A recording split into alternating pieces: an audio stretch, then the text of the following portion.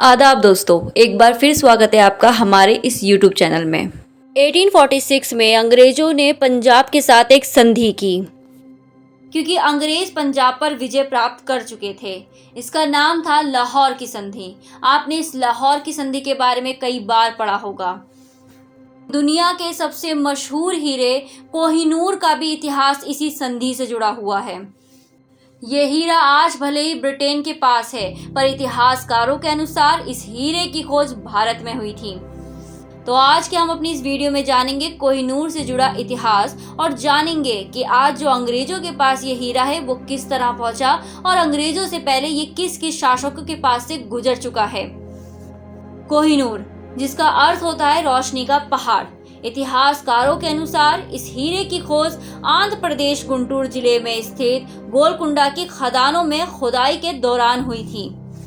कोहिनूर के बारे में एक बात कही जाती है कि जो इस हीरे का मालिक बनेगा वह पूरी दुनिया का मालिक होगा, पर सारी दुनिया के दुर्भाग्य भी उसी के हाथ होंगे। इसीलिए इस खूबसूरत हीरे को शापित हीरा भी कहा जाता है।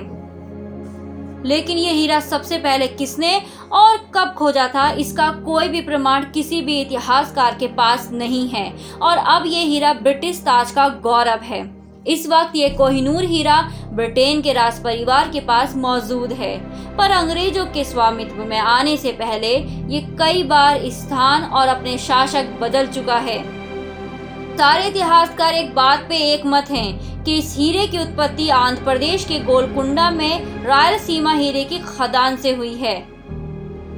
यह तब काकतीय राजवंश के शासन के अधीन था, लेकिन उसके बाद दिल्ली सल्तनत वंश के दूसरे शासक अलाउद्दीन खिलजी के शासनकाल में खिलजियों ने दक्षिण भारत में कई सफल आक्रमण किए और छापे मारे। ऐसा माना जाता है कि खिलजी 1310 में वारंगल में ऐसे ही एक अभियान में गए थे जिसमें उन्होंने इस हीरे को हासिल कर लिया था और ये हीरा फिर खिलजियों के पास आ गया था। और जब तक दिल्ली सल्तनत कायम रहा तब तक ये हीरा दिल्ली सल्तनत के एक शासक से दूसरे शासक के हाथों में ही रहा। लेकिन 1526 में बाबर ने इब्राहिम लोदी को जब हराया तो ये हीरा बाबर के पास पहुंच गया, जिसका उल्लेख बाबर ने अपनी आत्मकथा बाबरनामा में भी किया है।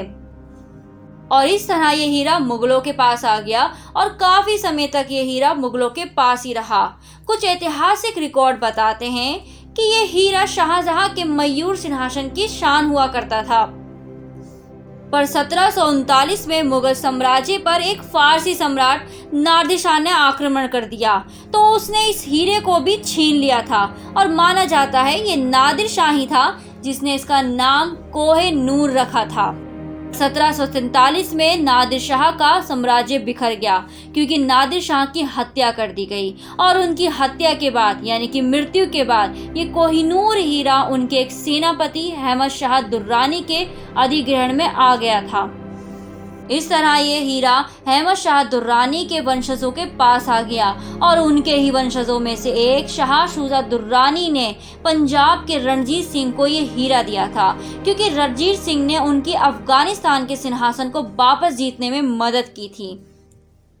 1849 में जब अंग्रेजों ने पंजाब पर विजय प्राप्त की तो उनकी निगाहें इस हीरे पर भी गड़ीं और इसके बाद लॉर्ड डलहौजी ने रणजीत सिंह के उत्तराधिकारी दिलीप सिंह द्वारा महारानी विक्टोरिया को ये कोहिनूर हीरा भेंट करने की व्यवस्था की और उस समय ये कोहिनूर हीरा भारत से सीधा इंग्लैंड भेज दिया गया।